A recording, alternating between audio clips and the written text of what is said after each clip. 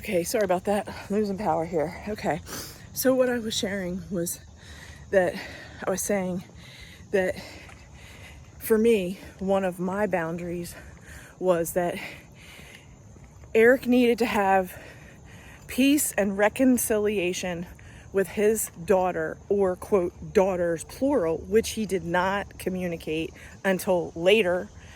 And that he needed to have some kind of amicable relationship, and that he needed to then introduce them to me with the understanding that I was going to be the woman in his life, and that I needed to see that they had respect for me as his, fiance, wife to be. And if that was not present, I told him, I'm not marrying you if that's not present. Now, I really want you to understand what I mean about this, because again, the sponsor was going, some of these things take time, Anne. And I said, it's very simple. Either he is an active amends to clean up the wreckage from his past on every level, or he's not. And if he is, then okay. If he truly is making, active contrition and amends to clean up the wreckage of his past, then we have something to talk about. But he can't just talk about it and not do anything about it. And his sponsor was like, I understand, Anne. I understand. We're gonna address this. We're gonna address it. I'm like, okay, great. And so then I requested that Eric have a meet with me and his daughter and him. And again, I had nothing against this person. All I knew was the bullshit that he had told me. Okay? And my smartness was, I'm smart enough to be like, there's probably this extreme that he's giving me bullshit on, and this extreme he's giving me bullshit on. And the truth is probably somewhere in the middle where they're both assholes. Okay? But the issue was, he was not being honest. Okay? And so then therefore, and again, he's playing along with the game. He's saying, oh yeah, I totally want you to meet my daughter. She's amazing. And, since you've been a yoga teacher and she's a yoga teacher and you guys are going to get along and blah, blah, blah. Again, he's trying to manage bullshit. Okay. And I'm going, Eric, what I'm interested in is substance and authenticity. That's it. Anything outside of that, I'm not interested. And I said, so get it straight. So again, what does he do? He goes, oh, she has something come up.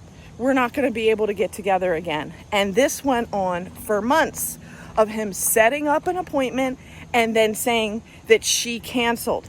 Now, whether or not she canceled or whether he canceled or whether the whole thing was a bullshit from the beginning, the bottom line is, this is what an addict in active addiction, this is what a narcissist is going to do.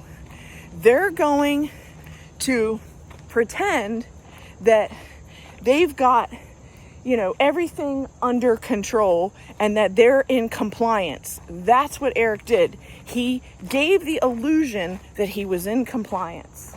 Okay? And his sponsor verified that he was in compliance. And his brothers in the NA network verified that he was in compliance. So what I'm saying is the system was broken, okay? And so I was under this, quote, illusion that Eric was in compliance.